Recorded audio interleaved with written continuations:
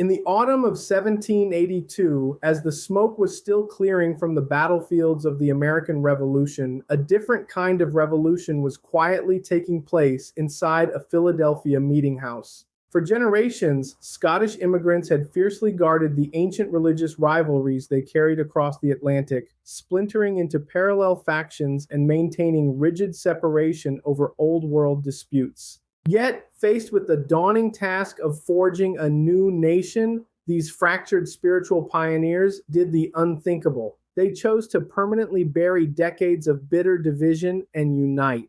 The birth of the Associate Reformed Synod marked the first organic merger of two distinct Christian denominations in American history, a bold, unprecedented experiment that shattered the historical paradigm of fracturing. This volatile crucible of late 18th century America was continuously reshaped by the intersecting forces of colonial immigration, unyielding theological tenacity, and the sweeping and powerful winds of political revolution. By forging a single, unified body out of separate strands of transatlantic Scottish Presbyterianism, the architects of the 1782 Union proved old spiritual animosities could bend to a new world. Overcoming decades of parallel structures required a deliberate, multi-year process of ecumenical negotiation, one that carefully balanced traditional orthodoxy with the fluid realities of an emerging, independent American republic. Under the decisive guidance of Ebenezer Erskine, a group of ministers separated from the Church of Scotland in 1733 to establish the Associate Presbytery, protesting systemic abuses. Chief among these was the oppressive law of patronage, which permitted wealthy landlords to appoint ministers, violating the spiritual crown rights of Jesus Christ over his church. The theological grievances driving the secession were equally potent, including the Marrow controversy over free grace, the exclusive singing of metrical psalms, and strict regulations surrounding closed communion. The institutional dynamic shifted markedly in 1753. When the anti-Burgher Synod sent two ordained ministers, Alexander Gallatley and Andrew Arnott, to shepherd the colonial flock. As the population swelled, the American Associates split into two regional judicatories, the Associate Presbytery of Pennsylvania and the Associate Presbytery of New York, expanding the frontier footprint. Although geographically separate and operationally independent, both judicatories remained legally and spiritually accountable to the anti-Burgher authorities in Scotland, maintaining a tether to Old World controversies. The second stream was the Covenanters, whose identity was forged in brutal state-sponsored persecution and defined by an unyielding commitment to the National Covenant of 1638. To preserve their identity, scattered Covenanter families convened at Middle Octorara, Pennsylvania in 1743, where they formally and solemnly subscribed again to the Old Scottish Covenant. In 1752, the Scottish Mother Church dispatched Reverend John Cuthbertson to provide steady ministerial care, traveling thousands of miles on horseback to fortify the isolated faithful.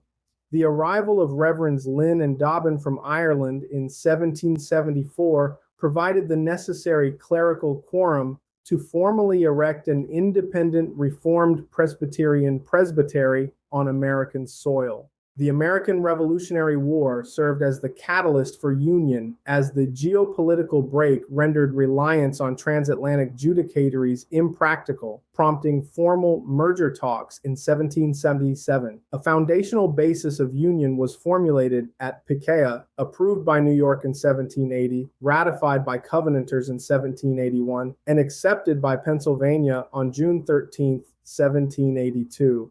On Wednesday, October 30th, 1782, representatives from the three presbyteries convened in Philadelphia, where they formally sealed their union, creating the newly unified Associate Reformed Church. To guide this new entity, the delegates adopted 8 carefully crafted articles designed to govern the synod, establishing a framework that protected traditional Reformed theology in a sovereign nation. On Thursday, October 31st, 1782, the synod officially commenced, electing Reverend John Mason, D.D. of New York, to serve as its inaugural and highly diplomatic moderator. The infant denomination began with a modest clergy comprising roughly 12 to 14 ministers, blending the Covenanter passion for Christ's lordship with the Seceder focus on evangelical purity. Once the overarching synod was established, the immediate challenge was translating this fragile union into a functioning, localized, administrative reality across the early American Republic. To resolve this inefficiency, the delegates at the 1782 convention completely restructured their regional boundaries, systematically reassigning their clergy and individual parishes into three distinct regional judicatories. The eastern counties of Pennsylvania formed the first presbytery. The western congregations pushing toward the frontier became the second presbytery. New York and New England became the third presbytery. This triage allowed a small pool of ministers to provide targeted pastoral care and oversight, ensuring local congregations felt connected despite the primitive transportation networks. Following this structural reorganization, the Associate Reformed Church experienced a wave of rapid institutional growth, successfully filling an evangelical vacuum along the expanding American frontier. Despite underlying ideological tensions and lingering cultural prejudices, an unbreakable theological bond kept the denomination anchored. The entire clergy remained completely unified in classic Calvinistic orthodoxy. The Synod maintained a strict policy that no candidate could be ordained without first completing a rigorous classical and theological education, granting the denomination widespread public credibility.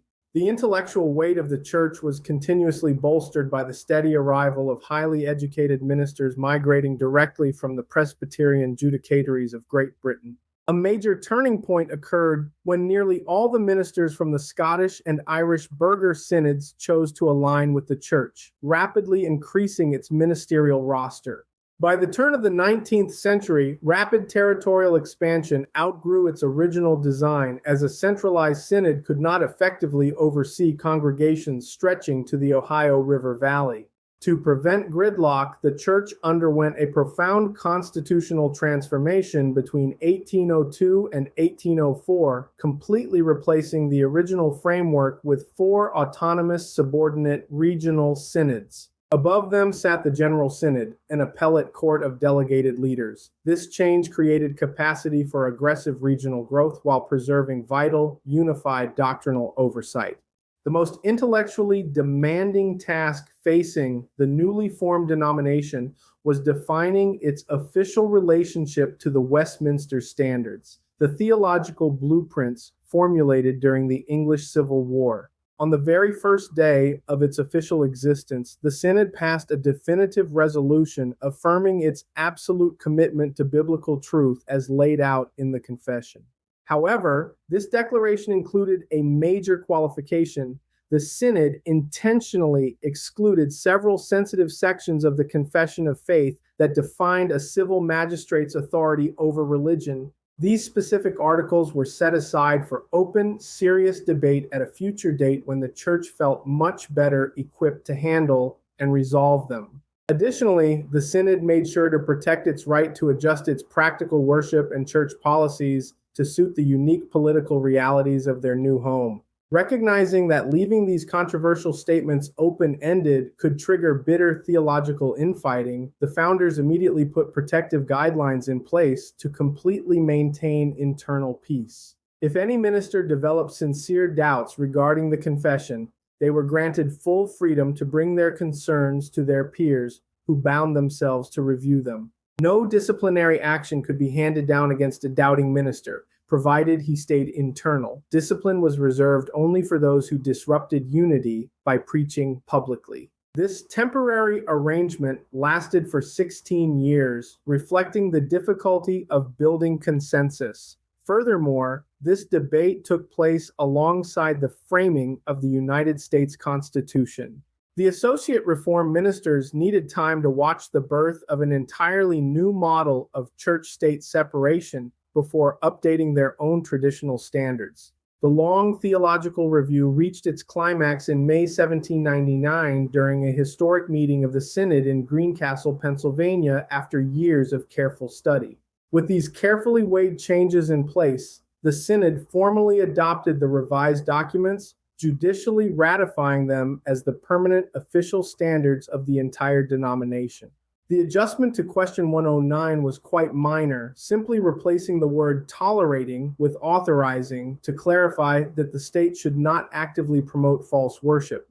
The updated text clearly stated the civil magistrate has a duty to protect the church without interfering in internal affairs, firmly separating the sword from the keys. This landmark theological achievement was permanently preserved in a historic volume published later that year, which became the definitive first authorized edition of the series. With this publication, the Associate Reformed Church declared its independence from European oversight, building its house on a uniquely American adaptation of Westminster orthodoxy. Following the passing of the senior Dr. Mason, the New York congregation chose his son, Reverend John M. Mason, D.D., who completed advanced theological studies in Great Britain, to fill the pastoral vacancy.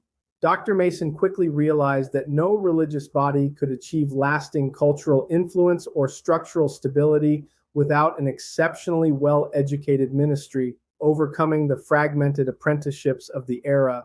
His tireless fundraising and organizational efforts bore fruit in 1804, when a dedicated theological school officially opened in New York City, appointing Mason as the inaugural professor.